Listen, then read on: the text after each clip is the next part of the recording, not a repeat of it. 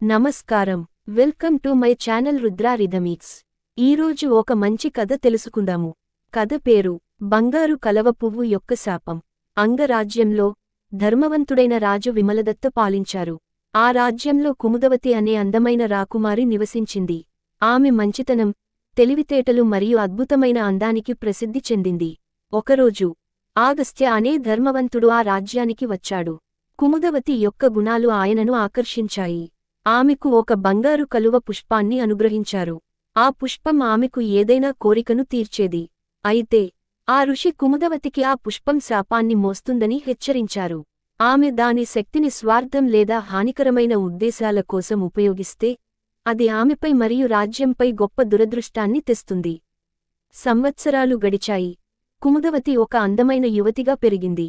ఆమె బంగారు కలువను తెలివిగా ఉపయోగించి అవసరమైన వారికి మరియు బాధపడుతున్న వారికి కోరికలు తీర్చింది. కాని ఆమె పెద్దవారైనప్పుడు ఆమె హృదయం కఠినమైంది. ఆమె తన చిన్న సోదరిని అసూయపడ్డారు. ఆమె కూడా అందం మరియు అనుగ్రహంతో ఆశీర్వదించబడింది. ఒకరోజు అసూయతో కుముదవతి తన సోదరి అందం తగ్గిపోవాలని కోరుకుంది. బంగారు కలువ ఆమె చీకటి ఉద్దేశాలను గ్రహించి ఆమెపై తిరగబడింది.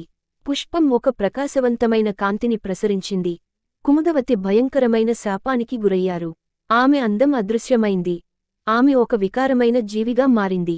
ఆ శాపం రాజ్యమంతటా వ్యాపించి కరువు, వ్యాధులు మరియు అశాంతిని కలిగించింది. ప్రజలు ఎంతో బాధపడ్డారు. రాజు విమలదత్త విషాదంలో మునిగిపోయారు. ఆయన ఋషి ఆగస్త్య సహాయం కోరారు.